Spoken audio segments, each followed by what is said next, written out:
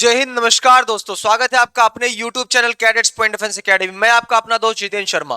प्यारे बच्चों, Indian coast guard ने असिस्टेंट कमांडेंट की जो पोस्ट है उसके लिए ऑनलाइन एप्लीकेशन जारी कर दिया है। जी हाँ, ऑनलाइन आवेदन शुरू हो गया है इंडियन कोस्ट गार्ड के लिए, जिसमें आप देखेंगे कि 2 CGCAT आपका 2025 है, 2025 है। ये आपको ध्यान रखना है मेरे बच्चे। और इंडियन कोस्ट गार्ड का जो असिस्टेंट कमांडेंट का फॉर्म है वो आपका जारी किया गया है। तो आखिर इसको फॉर्म को कैसे भरेंगे, क्या पोस्ट होती है, क्या क्या एजुकेशन क्वालिफिकेशन होगा, एज क्या होगा और क्या क्या रिटन एग्जामिनेशन में पढ़ना है, रिटन एग्जामिनेशन के बाद भी क्या कोई पड़ाव होगा और होगा तो क्या होगा, तो ये पूरी इंफॉर्मेशन मैं आपको इस शॉर्ट्स वीडियो में देने वाला हूं, बहुत ही संक्षिप्त तरीके से। तो बने रहेंगे वीडियो में। अगर आपका ये वीडियो पसंद आता है तो प्लीज शेयर और सब्सक्राइब जरूर करिए। चलिए शुरू करते हैं इस वीडियो को, लेट्स बिगिन। तो देख रहे हैं कि इंडियन कोस्ट गार्ड का जो फॉर्म है आपका असिस्टेंट कमांडेंट ब्रांच के लिए 2025 बैच है आपका, जो कि 2024 में इसको जारी कर रहा है। और कोस्ट गार्ड CGCAT 2025 बैच है।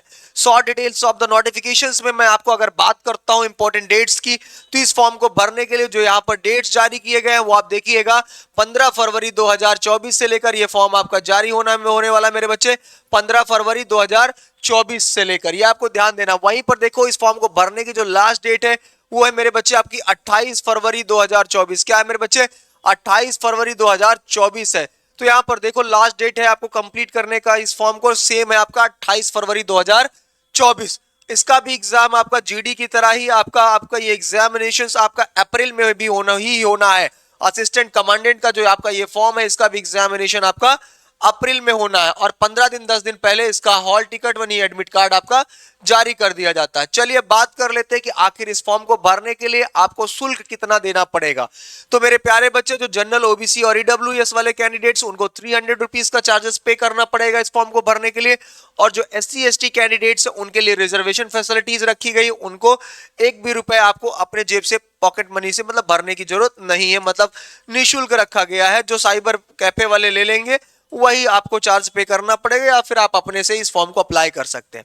चलिए बात कर लेते हैं कि आखिर इस फॉर्म को भरने के लिए एज लिमिट आपकी क्या होनी चाहिए। तो 01/01/7/2024 का जो एज लिमिट है वो आप यहाँ पर देखेंगे मेरे प्यारे बच्चे, कितना है यहाँ पर आप देखिए 21 साल से लेकर आपका 25 साल तक। यहाँ पर देखिए मिनिमम एज आपकी 21 ईयर्स है और मैक्सिमम एज आपकी 25 ईयर्स है। ये आप देखिएगा मेरे बच्चे 25 साल, 21 साल से लेकर 25 साल अगर आपकी उम्र है तब आप इस फॉर्म को अप्लाई कर सकते हैं। मतलब आपकी उम्र भी सही है, अगर आप ग्रेजुएट हैं या फिर क्या है। तो यहाँ पर देखेंगे कि आखिर इनका एजुकेशन क्वालिफिकेशन क्या है। एज की बात कर ली मैंने कि 21 से 25 साल अगर आपकी उम्र है तब आप इस फॉर्म को भर सकते हैं मेरे प्यारे बच्चे, ठीक है। उसके साथ ही साथ आपका अगर SC ST है तो आपको 1 रुपए देने की जरूरत नहीं पड़ेगी। चलिए ब्रांच नेम की बात कर लेता हूं कि आखिर किस ब्रांच के अकॉर्डिंग कितना एजुकेशन क्वालिफिकेशन आपका होना जरूरी है मेरे प्यारे बच्चे। तो यहाँ पर देखो जनरल ड्यूटी की बात करता हूं, जिसमें केवल मेल कैंडिडेट इस फॉर्म को अप्लाई कर सकते हैं। तो यहाँ पर देखो bachelor degree with minimum 60% marks of all semesters years, मतलब प्रत्येक सेमेस्टर में कम से कम 60% मार्क्स आपका कंपलसरी है। और किसी भी मान्यता प्राप्त विश्वविद्यालय से आपका ग्रेजुएशन होना कंपलसरी है, वो भी 60% अंकों के साथ। साथ ही साथ आपका maths physics as subject in 10+2 level examination, मतलब आपका 12वीं में फिजिक्स और मैथमेटिक्स होना कंपलसरी है। साथ ही ग्रेजुएशन में 60% अंक होना जरूरी है, वो भी प्रत्येक सेमेस्टर्स में। ये आपको ध्यान देना, तब आप इस फॉर्म को भर पाएंगे, जो कि जनरल ड्यूटी नाविक जनरल ड्यूटी के लिए है आपका। टेक्निकल मैकेनिकल मेल की बात करता हूं मैं, तो BE BTech इंजीनियरिंग वाले जो छात्र हैं वो इस फॉर्म को अप्लाई कर सकते हैं। और उनको भी मिनिमम परसेंटेज आपका 60% ही चाहिए होगा। तो 60% मार्क्स आपका होना चाहिए। और 10+2 में भी आपका मैथ और फिजिक्स कंपलसरी है। और इंजीनियरिंग में आपका 60% चाहिए ही चाहिए मेरे बच्चे, तो ये आपको ध्यान देना है। वहीं चलिए बात कर लेते हैं टेक्निकल इलेक्ट्रिकल और इलेक्ट्रॉनिक्स की। तो केवल मेल कैंडिडेट ही फॉर्म को भर सकते हैं और इंजीनियरिंग छात्र ही फिल कर सकते हैं। साथ ही साथ 60% अंक यहाँ भी है। और 12th में आपका फिजिक्स और मैथमेटिक्स कंपलसरी है मेरे बच्चे।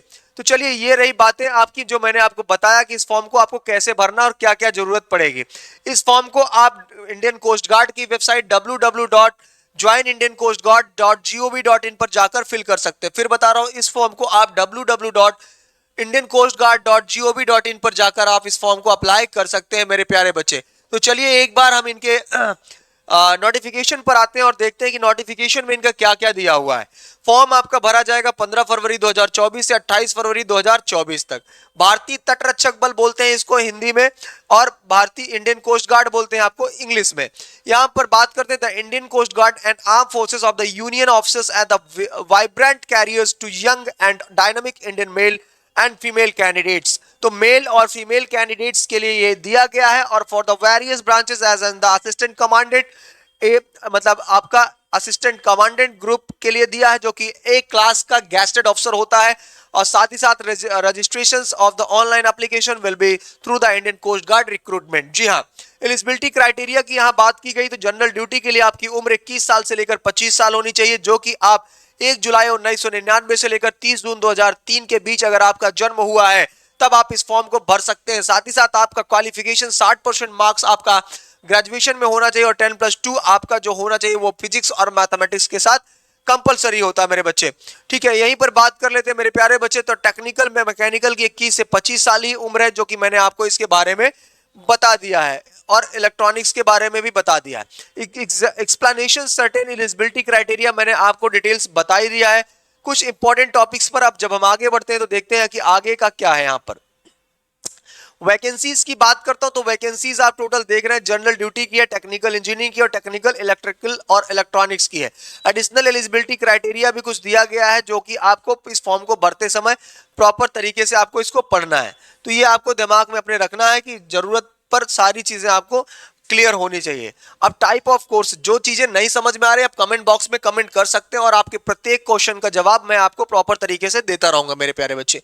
तो ये आपको ध्यान रखना है। कोई भी प्रॉब्लम होती है कोर्स करना, मान लीजिए आप चाहते हैं कि इंडियन कोस्ट गार्ड के असिस्टेंट कमांडेंट के लिए आपको क्लास चाहिए, ऑनलाइन क्लास चाहिए या फिर ऑफलाइन क्लास। ऑफलाइन आपका cadets point defence academy Prayagraj में चलता है, और नंबर ऑफ जो स्टूडेंट्स होते हैं एक बैच में 60 होते हैं। रेगुलर फिजिकल के साथ साथ रिटन क्लासेस, आपका इंटरव्यू फैसिलिटीज, सारी सुविधाएं आपको इसमें देंगे। स्पोकन इंग्लिश की फैसिलिटीज देंगे, पूरा स्टडी मटेरियल्स देंगे। ऑनलाइन कोर्सेज में आपको क्या मिलेगा, कैडेट्स पॉइंट डिफेंस एकेडमी नहीं, कैडेट्स पॉइंट लर्निंग ऐप के नाम से प्ले स्टोर पर आपको ऐप मिलेगा, जाना है और उसको परचेज करना है। वहां पर आपको रेगुलर लाइव क्लासेस मिलेगी, पीडीएफ क्लासेस मिलेगी, और भी बहुत facilities, mock test, unit test, ये सारी सुविधाएं आपको प्रॉपर तरीके से मिलती रहेगी। चलिए सिलेक्शन प्रोसीजर की हम बात कर लेते हैं। तो इस फॉर्म को भरने का जो सिलेक्शन प्रोसीजर है, the selections of the assistant commandant based on an all India order of merit which is based on the performance of the candidate in the various stages।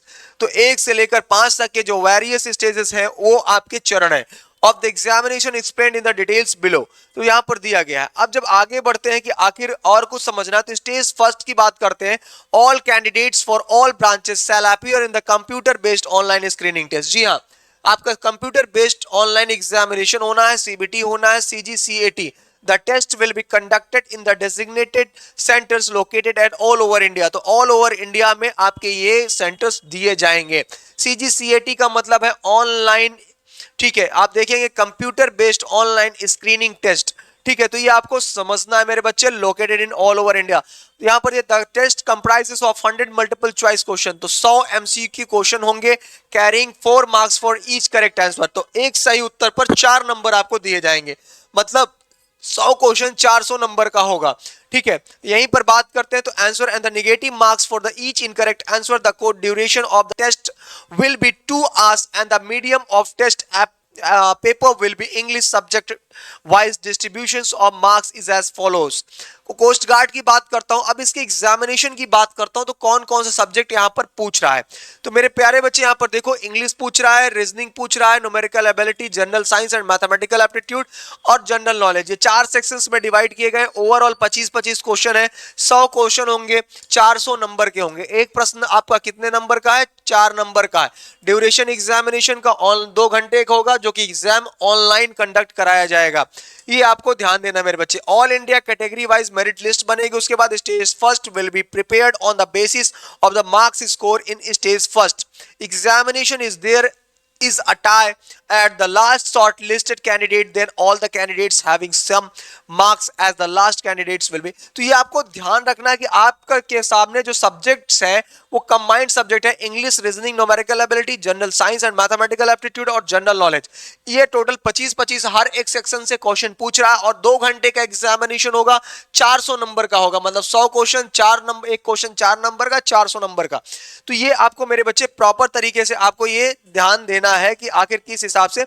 बाकी नॉर्मलाइज मार्क्स का formula इन्होंने दिया है जैसे हर सब में देता है, तो ये आपको प्रॉपर तरीके से ध्यान देना। जैसे इस स्टेज को क्वालिफाई कर लोगे, अगला आ जाएगा प्रिलिमिनरी सिलेक्शन बोर्ड। जी हाँ, पीएसबी क्या लिखा है, प्रिलिमिनरी सिलेक्शन बोर्ड।